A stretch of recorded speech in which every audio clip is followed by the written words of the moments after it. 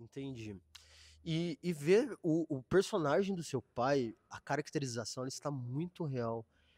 Você chegou a pedir bênção, assim? Teve uma espiritualidade com o personagem? Porque a figura do seu pai está muito presente. Então, primeiro a gente tem que entender, foram 1.500 atores, peneiramos para chegar em um Tim Maia, Gente, mãe. né? Foram 6, 7 dias de audições, aproximadamente 450 músicas, todo dia. Mas teve um dia que eu fiquei muito preocupado. Por quê?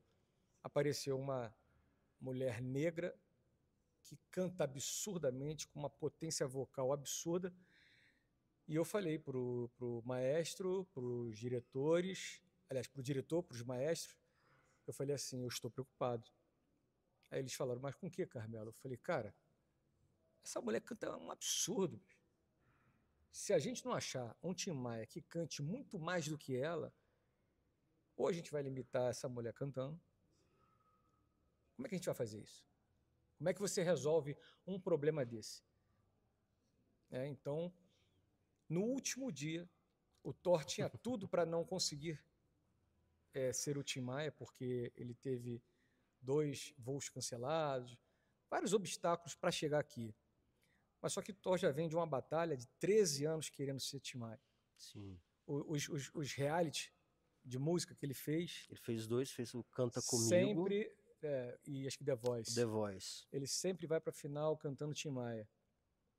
Então, assim, talvez essa trajetória dos 13 anos que ele tenta e morre na praia, por analogia, eu faço um pouco as tentativas frustradas que meu pai fez ao longo da vida, e foi difícil ele conseguir algum lugar. Então, esse musical não é um musical biográfico, é um musical que, claro, a gente respeita a cronologia Sim. dos fatos no tempo, né?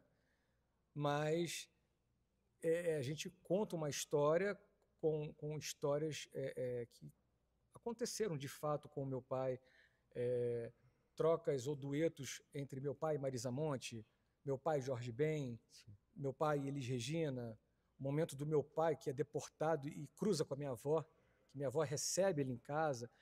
Então, quando remonta isso, principalmente ele vindo da deportação e chegando em casa, aí está contando a minha história. Sua história. Porque o Tim Maia é do mundo, é do povo, Sim. mas o Sebastião não. Então, nesse musical tem mais o lado Sebastião do que o Tim Maia. E é nessa hora que eu me emociono. Eu tento me esconder, mas tem um fotógrafo aí que de vez em quando me acha. Eu não gosto de chorar na frente de ninguém, cara. Ele me acha e vai lá e clica, porque eu revivo de fato. O Thor, o máximo que eu posso fazer para ele chegar bem próximo do meu pai.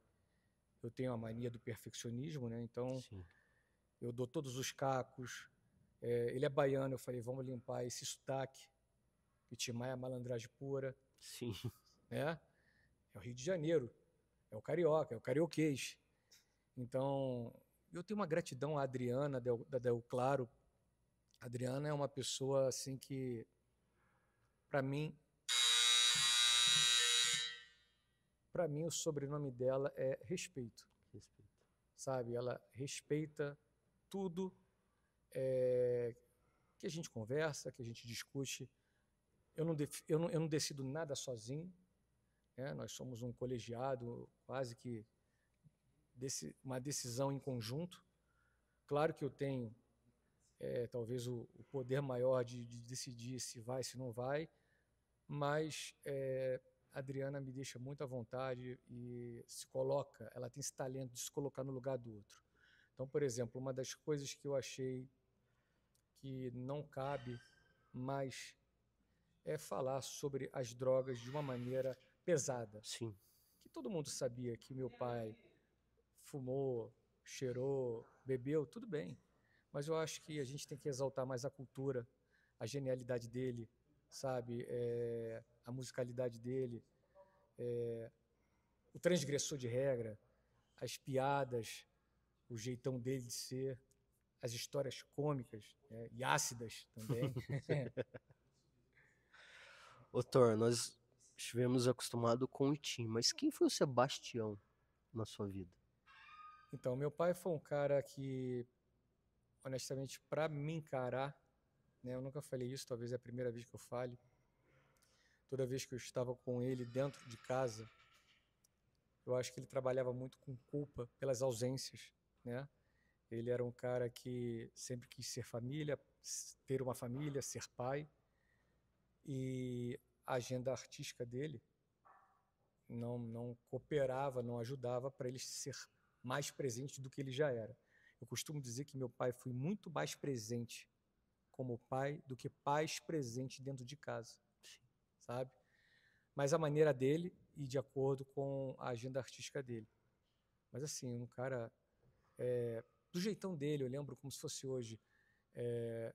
Eu cheguei na casa dele e eu tomei café da manhã com ele, era para adoçar o leite, ele botava mel.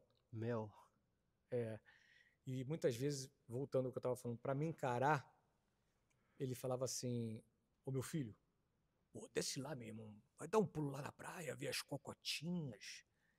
Mas eu sabia que nesse momento ele precisava fumar um baseado para dar uma relaxada, porque ele se culpava muito por não ser presente como ele deveria. E eu entendia. Então eu descia, ia rodar na praia, almoçava no restaurante que era embaixo do prédio dele e voltava. Quando eu voltava, era uma mistura de bom ar com maconha. Mas assim, nunca me deu o desprazer de vê-lo fumando, usando uma droga, nunca. Mas depois que ele relaxava, porque ele ficava ansioso, uma angústia muito forte para ele. Aí ele relaxava, ficava bem, um homem carinhoso, um homem de um coração muito generoso, sabe? Um homem muito paternal. E quando ele veio a falecer, na semana que ele passou mal no Teatro Municipal e foi levado para o Antônio Pedro, que é um hospital em Niterói, faltavam 3 dias, 3 dias antes dele morrer. Começaram a tirar os sedativos dele, né? Então, no momento de lucidez, ele queria saber onde estava, o que estava acontecendo. E a minha tia, quem me criou, era enfermeira, foi por 20 anos chefe de um CTI, de um hospital importante lá no Rio de Janeiro. Então ela lidava muito bem com aquilo, mas era difícil porque era o irmão dela. E era uma quarta-feira, meia-noite, ela me liga e fala: olha, seu pai quer te ver. Foi a primeira e única pessoa que ele chamou. Eu falei: não, mas eu não vou mesmo, eu não vou no CTI. Não vou, cara. Pelo amor de Deus. E tinham 3 dias que eu não dormia. Porque eu ficava vendo aquelas boletim médico. Então, 3 dias que eu não dormia. Mas ela falou: meu filho, eu não sei se seu pai sai dessa. Aí quando falou: eu não sei se seu pai sai dessa, aí foi quando virou uma chave, eu falei: eu preciso ir. Aí um amigo meu me levou, eu pedi para que ela me recebesse do lado de fora, me preparasse. E aí eu cheguei, cenário de CTI é uma tragédia, né? Sim, é triste. E meu pai estava contido, porque ele queria tirar o respirador artificial dele. E aí ele ainda estava um pouco meio sedado, acordava, fechava os olhos. E ela falou: Tião, teu filho, o Telmo chegou. Aí foi quando ele começou a se conectar, mas aquele olhar distante ainda. Quando ele se conectou, aí ele tentou, de maneira forçosa, falar, mas o aparelho atrapalhava, o aparelho respiratório. E aí eu comecei a ficar nervoso, a junta médica estava aqui assim na minha frente, falou: não, calma, fica, que agora é a melhor hora, é o melhor momento, a semana inteira que ele teve aqui é agora. A gente está olhando os monitores, fica tranquilo. Mas como é que vai falar para mim? Não sou médico. É meu pai que está ali. A minha tia tinha essa frieza, entre aspas, porque ela lidava com o hospital, né, com pacientes acamados no CTI. E aí ele queria que tirasse, era uma contenção, porque ele queria segurar a minha mão. No que ele segura a minha mão, ele bota a minha mão no coração dele. Aí ele começa a chorar. Cara, nessa hora, começou a pitar. Eu falei: o que está acontecendo? Eu quero ir embora, pelo amor de Deus. Eu olhava para os médicos: não, fica tranquilo, fica mais um pouco. Porque a gente está testando, vendo como é que ele está, se houve algum comprometimento cerebral por conta das paradas cardiorrespiratórias que ele teve. Mas, assim, é uma cena que eu não esqueço, cara, porque ali era o momento que ele estava se despedindo, porque 3 dias depois ele foi embora. Então é algo assim, é muito surreal, porque tem essa cena sendo retratada, inclusive no musical. Uma cena de uma forma muito linda, construída, muito linda. Queria te agradecer esse relato forte da sua vida. Eu que agradeço Te lembrar que vocês. seu pai sempre foi uma pessoa querida e sempre será presente na cultura brasileira. Poxa, eu que agradeço. Desejo sucesso no musical. Muito obrigado pela oportunidade.